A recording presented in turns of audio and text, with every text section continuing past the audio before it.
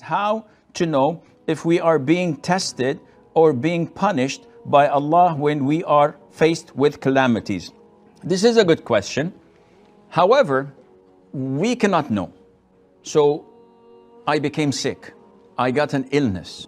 There is a disease. I lost my money. I lost my job. I lost my investment.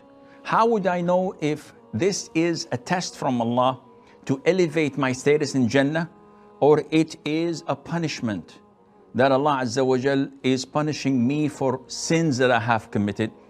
You cannot know. Nevertheless, they are interlinked. So if I'm a righteous person and Allah Azza wa Jal tests me with an illness, this means that Allah would erase my sins if I'm patient and not complaining, and elevate my status in Jannah. And the other way is also true.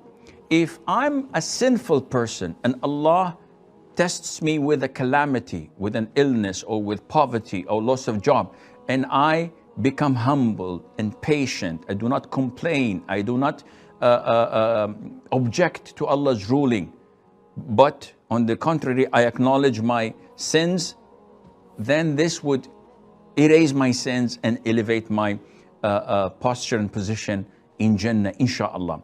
Therefore, one can tell by the circumstances. If a calamity befalls upon a kafir, definitely this is not to elevate his status in Jannah. He's a kafir, he's a disbeliever. This is a punishment. If it falls upon an openly sinner Muslim, he's sinful, he's openly committing sin, this is a punishment. We know that for granted. If it falls upon a person who's righteous and he's praying 5 times a day, etc., doing all the whole 9 yards, yet he is being tested with calamity, this is a test.